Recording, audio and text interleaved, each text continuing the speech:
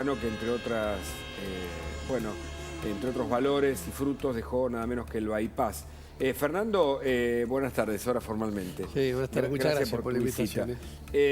Favaloro dejó, además de un legado vinculado con sus innovaciones científicas y sus descubrimientos, un legado vinculado con sus principios morales y sus valores. Escuchemos lo que decía él mismo y lo compartimos para meternos en el tema. A ver.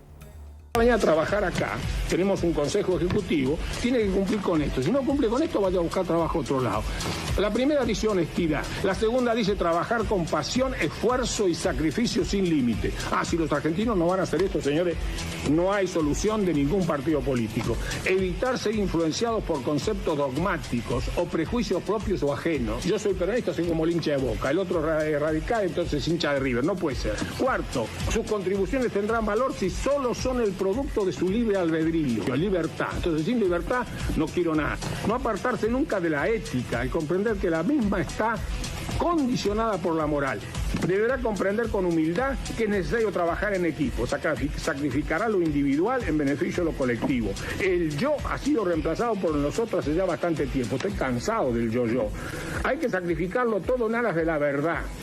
Y nada más que la verdad, decir siempre en voz alta lo que se piensa por dentro. El último solamente llegará a gozar de lo realizado cuando su alma sienta, en los silencios necesarios para la reflexión, que el único premio verdadero es el que proviene del placer espiritual, limpio y sereno del deber cumplido. Impresionante, ¿no, Fernando? Impresionante. Impresionante porque aparte está muy bien que lo hayan nombrado al Día del Médico relacionado con la medicina social a Favaloro. Porque uno tiene que recordar que él, antes de ser el exitosísimo y fantástico cirujano cardiovascular que llegó a ser, él estuvo 12 años trabajando como médico rural, pero hizo de clínico, de ginecólogo, de obstetra, de pediatra, de traumatólogo, de anestesiólogo. Él con el hermano hicieron una pequeña clínica en un lugar, en ese momento desconocido totalmente, para la gran urbe, que es Jacinto Arauz, y logró disminuir la mortalidad infantil y la mortalidad de las puérperas, o sea, de las personas de las mujeres que tienen familia. Era cierto que después había micros completos que venían de otras localidades a atenderse a Jacinto Arauz. Y él trajo el primer aparato de rayos en 500 kilómetros cuadrados. O sea, lo que pasa es que era una persona tan diferente al resto de la normalidad de los médicos que le quedó chico el espacio. Pero toda esa vida sacrificada que hizo primero, se fue casi con 40 años a Estados Unidos y él quería ser cirujano de tórax. Porque Mainetti, que era su maestro en la medicina, lo llevó a hacer tórax. Y cuando llegó a Estados Unidos encontró otro loco como él, pero loco genio, que había descubierto cómo ves las arterias del corazón con el corazón andando. Se llamaba Mason Son. Y dijo, ¿cómo? Veo las coronarias, veo el corazón funcionando por adentro. Estudió 50.000 pacientes durante 6 años, 50.000 estudios vio, wow, en 6 años. Y dijo, hay que tratar de modificar el bypass, porque el bypass estaba medio inventado, pero no tenían muy claro cómo hacerlo. Porque descubrían que algunas de las arterias se tapaban. Exacto, y lo que hacían era... Sigue ocurriendo, por Sigue eso. ocurriendo, por supuesto. Y él lo que hacían todos era tratar de abrir la arteria o destaparla o hacerle un parche a la arteria. Y él dijo, no, ¿por qué no saco un caño, como si fuera un caño de agua, desde el tanque, que es la aorta, que es la arteria que sale del corazón, y paso la obstrucción? Y la obstrucción no la toco, porque la naturaleza hizo eso, y yo, si lo quiero arreglar, lo voy a romper. Y inventó el bypass. El problema no, digamos, la gran solución que dio Favaloro es que antes de Favaloro la gente o se moría o quedaba altamente discapacitada, porque esa arteria se tapaba y el pedazo de corazón a veces se hace un infarto y deja de funcionar, pero a veces se queda muchísimos años sin que le llegue sangre. Entonces el paciente o tiene dolor de pecho o se fatiga. Y él solucionó 2 problemas. Le dio mucha mayor cantidad de vida a la gente, evitando el infarto, o a los que estaban infartados les volvió a llevar sangre. Es una de las 400 cosas o inventos que cambiaron la historia de la humanidad, con un artículo que hizo Google sobre todos los elementos que realmente nos dieron mayor cantidad de vida. El bypass es uno. O sea, Y para colmo, él hizo un montón de inventos técnicos. El más famoso de todos es lo que se llama esternótomo. Es una pinza especial con dos agarraderas que uno abre el corazón para operarlo. Se usa en todo el mundo. No lo patentó. Una pinza especial O sea, eso que vemos en la película, que se abre el tórax. Exactamente. Eso lo inventó Favaloro. ¿Siguen haciendo? Haciendo exactamente igual. ¿Vos hacés ese tipo de operación? Hacemos así. Lo que pasa es que hay una... que la gente no sabe y es lógico. El estudio del bypass coronario en la ciencia cardiológica es el estudio más estudiado en toda la vida de la cardiología. Lo compararon con lo que se te ocurra. ¿Por qué? Porque era tan espectacular lo que hacía que todo lo que se hizo después se comparó siempre con el bypass. Y el bypass sigue siendo la mejor revascularización que existe. Pero al inventar el stent, que es una maravilla, inventado por otro argentino, Julio Palmás. ¿El stent también es un invento argentino? Sí, sí, Julio Palmás, cardiólogo de La Plata, de la Universidad Nacional de La Plata. ¿Qué te permite?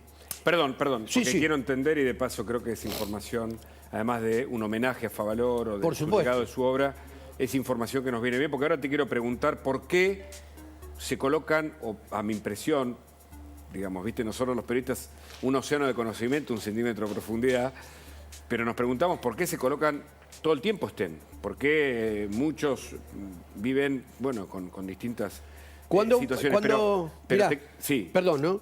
Cuando Favaloro inventa el bypass, Sí. tardó 3 años y medio en hacer cualquier cantidad de bypass para mostrarlo en el Colegio Americano de Cirujanos, de cardiólogos. Cuando dijeron que era efectivo, recién la técnica se difundió por todos lados. Juan Domingo Perón necesitaba bypass. Y en ese momento los clínicos de Perón, que desconocían las virtudes del bypass, se negaron a operarlo. Por eso Perón tuvo 2 infartos en 6 meses. Tuvo el primero, se recuperó, tuvo el segundo que lo terminó falleciendo. Y se le preguntó a Favaloro, pues yo le pregunté al maestro, que le dijeron había que revascularizarlo. Quiero decir, una persona tan importante como él, había desconcierto de la técnica. 10 años después, un suizo... Perón muere en el 44, en el 74. 74, exactamente. O sea que en ese momento estaba... Ya hacía del 67 que se hacía el bypass. Era casi 8 años de la técnica. La primera operación de bypass a una mujer. A una mujer, exactamente, con un solo bypass. En esos 7 años, imagínate la cantidad de casos que hicieron que confirmaban la técnica, pero la medicina en ese momento, cada cosa que aparece, siempre tiene media toda resistencia. innovación científica tiene. Exactamente. ¿No? Lo que decía Popper, la refutación hasta que no... Y vos fijate, tan importante es que 10 años después del bypass de Favaloro hacen la primera angioplastia, que es meterle un baloncito para abrir la arteria. Pero ¿qué pasaba? La mitad se volvía a cerrar. Entonces se podía hacer la angioplastia. Tardaron 20 años en hacer el primer stent del tamaño de una coronaria. ¿Sabes cuánto mide una coronaria? No. 1 milímetro de diámetro. ¿1 milímetro? 1 milímetro. El bypass va por afuera, pero el stent va por adentro. Tiene que ser una malla metálica que tenga 0,2 o 0,3 de milímetro para poder progresar y meterse adentro de la obstrucción. Hoy se sigue haciendo bypass y también stent. Claro, lo que pasa es que cambió en 2 cosas. Primero, el stent resolvió el infarto agudo. Si una persona se está infartando, lo llevo a la sala de hemodinamia, le coloco un stent y le salvo la vida en el momento. La cirugía no se puede hacer en el infarto porque el corazón se rompe. Entonces, lo primero que hizo el stent y lo maravilloso del stent es eso. Salvo en el momento agudo al paciente. Yo tengo 3 arterias en el corazón. Nosotros los cirujanos revascularizamos siempre las 3 arterias. Pero el stent te permite revascularizar 1 o 2 sin problema. Y el otro tema es que se puede hacer de vuelta varias veces. Pero se puede hacer de vuelta varias veces porque el stent se tapa y el bypass no. Fernando, para terminar de entender. O sea que una persona puede recibir el stent que le salva la vida y después, cuando ya funciona el corazón sin la obstrucción arterial, se hace un bypass. No, se sigue haciendo stent porque la técnica es mucho más fácil y el paciente se recupera más rápido. El tema que lo que se demostró como muchos años después es que si un paciente tiene las 3 arterias con obstrucción y es diabético, no hay que ponerle stent, porque se tapan. Hay que operarlo. Y antes era cada 4 bypass un stent y ahora es cada 4 stent un bypass. Cambió la relación. Está bien, es la medicina moderna, ¿no? Me parece bárbaro. Fernando, volviendo a la figura de Favaloro, ¿cómo funcionaba la cabeza de él para finalmente lograr semejantes resultados y descubrimientos en la medicina? ¿En qué era diferente? Porque usted habló que él era un diferente respecto Sí, era un al resto. diferente. ¿Pero por qué? Porque él era absoluta y totalmente metodológico y él decía que había 3 principios básicos para el ejercicio de la profesión: asistencia, docencia e investigación. Él decía, no puedo hacer únicamente asistencia. Esa asistencia tengo que tratar de transmitirla de manera ordenada y formar formadores que a su vez sigan formando. Y lo tercero decía, si yo tengo mucha experiencia y doy clase, transfiero mi información, necesito que eso que yo tengo como experiencia lo transmita también a través del conocimiento. Entonces, también investigaba sobre las cosas que producía. Entonces, siempre lo que hacía, no lo hacía con el mero hecho de asistirse, sino ver qué resultados tengo, lo puedo transmitir a otros. Ahora, si 100 pacientes los trato de tal manera y me va bien, tengo que hacer una investigación. Por eso caminaba diferente a lo que el resto de nosotros, ¿no? ¿Pensaba diferente? Y Sí, absolutamente, ¿Por pensaba qué? diferente. Pensaba diferente porque él tenía siempre la manera crítica de decir, lo que estoy haciendo tiene un resultado, pero ese resultado tiene una proyección a la población general, y después que el método sea reproducible. Él decía que si había una cirugía que era extremadamente difícil, era como hacer el David. O sea, lo hizo nada más que Miguel Ángel. No cualquiera puede hacer el David. Ahora, cualquiera puede esculpir, pero no hacer esa... Entonces, si yo voy a hacer terrible cirugía, pero para que le sirva a un solo paciente, no es fácil de reproducir, no es una técnica aplicable. Claro, no le temía al ensayo y error. Estaba todo el tiempo pergeñando a ver cuál era la vuelta para situaciones puntuales, ¿no? Un poco. Era tan diferente que una vez yo me formé, o sea, él formó a 3 personas: Ernesto Buenchevon, Víctor Caramuti y Fernando Bullón. Y a cada uno, él, sabiendo hace 30 años atrás, le dijo, vos haces esto, vos haces esto. Yo me formé con el que hacía trasplante, Fernando Bullón. Cuando él entró con Favaloro en el 74, venía de una escuela de medicina en el Hospital Pena, en la Ciudad de Buenos Aires, donde los tumores del mediastino no se sacaban. Se hacía un agujerito por acá arriba y se sacaba una muestra y ahí terminaba la cirugía. Favaloro había venido a Estados Unidos y este médico, Fernando Bullón, le dice, Doc, mire, tengo un problema con los tumores de mediastino. No te hagas problema que lo vamos a solucionar. Puso el estornoto model, lo abrió al medio, le sacó todo el tumor y le dijo, ahora hace hemostasia. Así se cura esto. No se hacía directamente lo que él planteaba, se hacía en otro lado. Por eso realmente era un adelantado extraordinario. A mí lo que me da lástima, y esto es cierto también, que del otro lado la sociedad no entendió con quién estaba, ¿no? Porque dilapidó su fortuna personal por una cuestión administrativa de la fundación y así terminó, digo.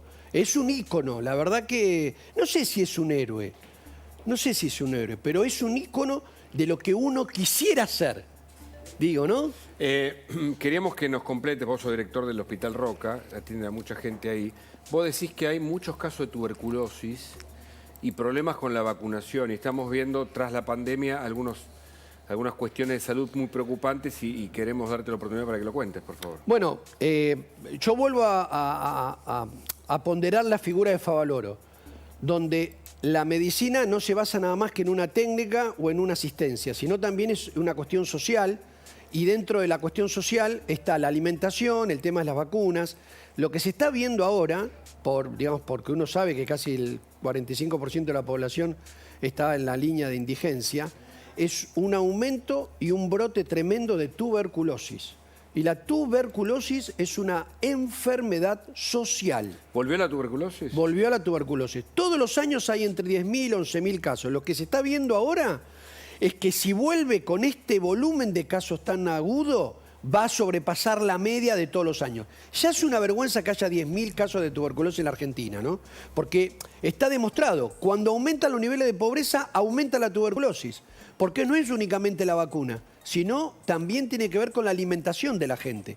Todos nosotros, todos los que estamos acá, si nos hacemos la muestra de la famosa PPD para saber si tuvimos contacto con un tuberculoso, a la mayoría nos va a dar positivo, pero estando vacunados y bien alimentados, no nos agarra la tuberculosis. Si hay un aumento tremendo y desmedido en esta Es enfermedad... la BCG, ¿no? La BCG es la vacuna. Es la vacuna. Y la otra es la PPD, que es la que te hacen la marca para saber si vos tuviste o no contacto. Eso es demostración, digamos, de lo que decía Favaloro. Cuidado, no es únicamente tratar al paciente. Hay que contenerlo, alimentarlo, educarlo. Bueno, uno de los índices de un estudio internacional, ahora no recuerdo exactamente la fuente y no quiero decirla cometiendo algún error, dice que la Argentina es el país, no solo que tiene una pobreza en aumento y preocupante, sino que hay un índice que se habla del índice de la miseria, en el que se nos incluye a la Argentina, por los niveles en los que la pobreza afectó, por ejemplo, la alimentación infantil. 6 de cada 10 chicos no se alimenta correctamente. Y estos son índices, sí, de organismos como el INDEC, por ejemplo, ¿no? Claro. No es gente pobre, sino el término cambió. Claro. Ah, no, eso no lo sabía. Mirá. Sí. Es el pobre y el mal alimentado. ¿Y el mal alimentado? Lo que, recuerdo que el doctor, el de CONIN, ya te voy a decir el nombre, de la Fundación CONIN. Sí, la Fundación CONIN, sí, el pediatra. De la pediatra desnutrición mendocino. infantil. También recorre el norte argentino y se da cuenta cómo este problema evidentemente además está vinculado con la salud pública. Bueno, ¿no? es cierto, siempre hubo pobres, pero no puede haber pobres miserables. Claro. Y eso está relacionado realmente con la alimentación. Y lo otro, para terminar, Sí. es que tuvimos una pandemia terrible, por suerte la superamos. Y la Abel superamos. Albino, me acordé del nombre. Ahí está, y la superamos por la vacuna. La Claro. gente no se está vacunando. Y No está se vacuna, de COVID, no cumple con el calendario vacunatorio. pero aparte no cumple con el COVID, si tenés factores de riesgo, y con la gripe. Digamos, hemos vacunado ¿Y con la menos- neumonía?